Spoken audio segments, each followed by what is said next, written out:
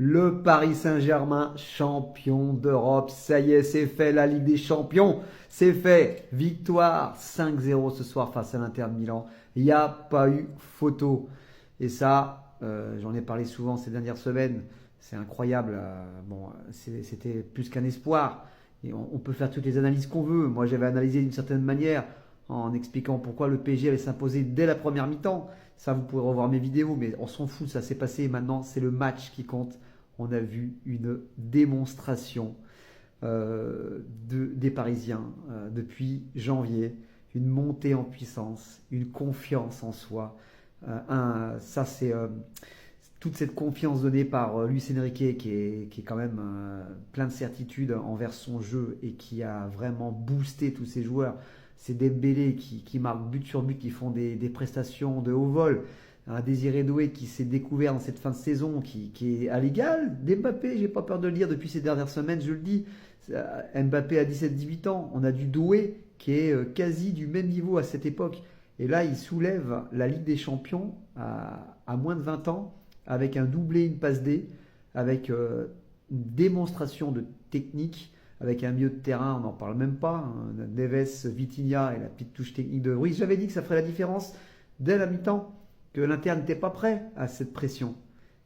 Ils m'ont donné raison, mais comme beaucoup d'experts et d'analystes footballistiques le voyaient, que cette montée en pression, cette montée en puissance face à tous ces clubs anglais qui sont le plus haut, le plus grand championnat d'Europe, avec ses victoires face à Liverpool, Arsenal, Aston Villa, ses qualifications, avec surtout des premiers matchs, avec cette haute intensité de pressing, ces récupérations. L'Inter n'avait pas ça, n'a pas joué contre des équipes de ce niveau-là, de ce talent-là. Le Barça est très fort, mais n'a pas de défense et ne fait que se projeter de l'avant. Ça, je l'avais dit, pas la défense du Paris Saint-Germain, pas cette capacité à garder le ballon en étant au score comme le Paris Saint-Germain l'a eu toute cette deuxième partie de saison. Et n'a pas eu un grand Real en championnat d'Espagne, donc il n'y a pas eu des grosses performances à faire, même si c'est beau à voir, le Yamal, le Rafinha. Le Bayern Munich, dans une année un peu sans en Allemagne, je l'avais dit, les Leverkusen un peu moins fort cette année, le champion en titre. Le Bayern qui était un peu pénible au niveau de l'efficacité. Donc l'Inter a eu deux équipes, contrairement à ce que pensaient beaucoup de journalistes, pas du niveau des clubs anglais, pas du niveau de Liverpool dans l'intensité, pas du niveau d'Arsenal dans l'intensité, même du niveau d'Aston Villa. Et on l'a vu sur tous les premiers matchs. Et tous les entraîneurs l'ont dit, l'ont avoué que Paris Saint-Germain était une machine. Et cette machine, c'est pour ça que je disais que la première mi-temps face à l'Inter, ça allait être une démonstration. 2-0 à la mi-temps. Et alors, deuxième mi-temps. Donc on va revenir, on a eu un super premier but de Hakimi, un jeu en triangle, on aurait dit une partie de baby-foot. Hop, hop, hop, hop. Doué qui a démarqué dans l'intervalle, hop, centre retrait, bim, Hakimi en une touche, but, 1-0, baby-foot. Deuxième but, un but de Désiré Doué dans un angle avec la confiance. Il frappe, c'est légèrement contré, ça trompe Sommer. C'est la confiance. On frappe, on marque, on a confiance en nous, on tire, on marque. Ça, c'est du Luis Enrique dans le discours. On y va. Un troisième but avec un Dembélé, peut-être pas buteur, mais une petite talonnade. Hop, on change la vision du jeu. Talonnade, hop, Vitinha dans la profondeur, Doué doublé. Début de deuxième mi-temps. 3-0, pas photo. Un petit corner pour un petit Marcus Thuram pour une tête à côté. C'est la seule occasion qu'on a vue de l'Inter Milan dans le match. Et après, bon, un déboulé de Gvara sur le passe en profondeur de Dembélé. Un quatrième but de Kvaratskhelia, le Géorgien, qui méritait son but, à l'image de cette course de 80 mètres pour revenir défendre. On l'a pris de Naples pour ça. Très grand joueur, ce Gvara. Pièce manquante, et depuis janvier, ça va très fort avec lui. Il apporte cette touche technique, cette touche physique. Ce placement, savoir garder le ballon, conserver le ballon, casser le rythme. Très très fort joueur.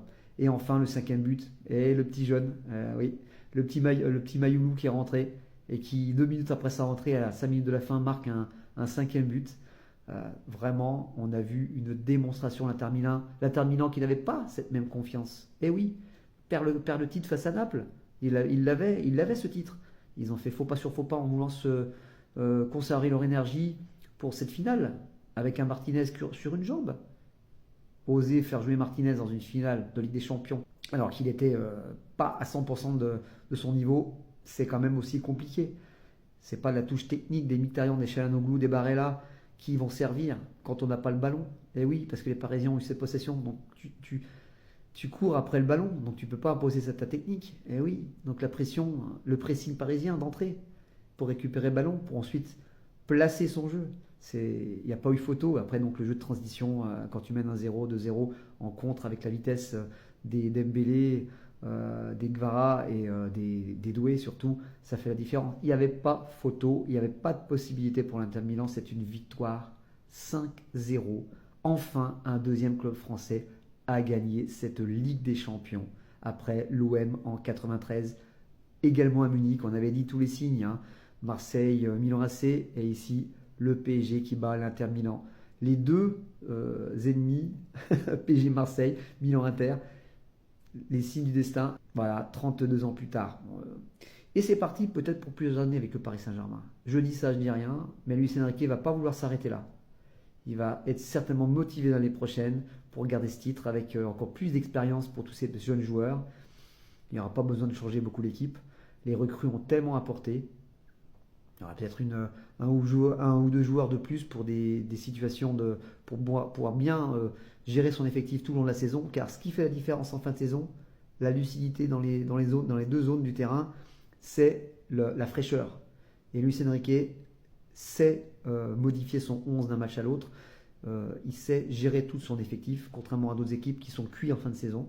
Et cette lucidité dans les deux surfaces, qu'elle soit dans l'efficacité devant le but ou alors le petit geste en défense, ça fait toute la différence quand les gens sont en pleine possession de leurs moyens. Luis Enrique a encore des choses à nous apprendre l'année prochaine. Bravo à lui, bravo à ce club du Paris Saint-Germain. Je ne suis pas supporter à la base, mais ils nous ont fait rêver ces derniers mois. Bravo à Paris, bravo au PSG, bravo à tous ces joueurs, bravo à ce club. Enfin, la Ligue des Champions pour un deuxième club français. Allez, à bientôt.